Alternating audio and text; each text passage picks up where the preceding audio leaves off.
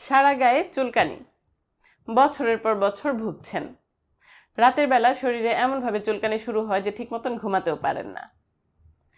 এমনভাবে শরীরে বিভিন্ন খাঁজে খাঁজে অনেক সময় চুলকানি শুরু হয় যে দেখা যায় মানুষজনের সামনেও চুলকাতে হয়, বেশ বিব্রতকর একটি পরিস্থিতি তৈরি হয়।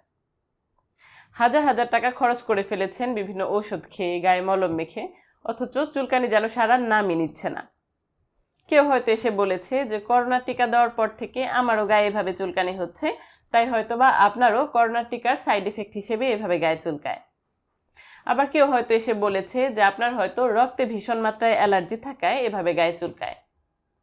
আবার যেহেতু অনেক টাকার ঔষধ খাওয়ার পরেও আপনি সুস্থ হননি, তাই হয়তো মনে মনে আশাই ছেড়ে দিয়েছেন যে আপনিও কোনোদিন সুস্থ হবেন।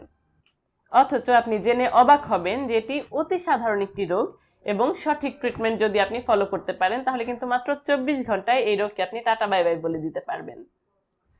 এখন অনেকের মনেই প্রশ্ন আসবে যে আমি তো অনেকবার ট্রিটমেন্ট করিয়েছি, আমি কেন ভালো হইনি? কারণ আপনি সঠিক প্রোটোকল মেনটেন করে একবারও ট্রিটমেন্ট নিতে পারেননি। হয়তোবা আপনি কোনো ফার্মেসি থেকে ওষুধ কিনে খেয়েছেন, বা শুধুমাত্র অ্যালার্জির ওষুধ খেয়েছেন, বা কারো কাছ থেকে শুনে কোনো মলম গায়ে মাখিয়েছেন।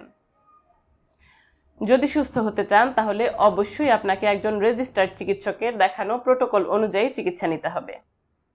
তাই অন্যান্য যে কোনো পন্থা বাদ দিয়ে একজন রেজিস্টার্ড চিকিৎসকের চিকিৎসা নিন এবং দ্রুতই ভালো হয়ে যান। ধন্যবাদ।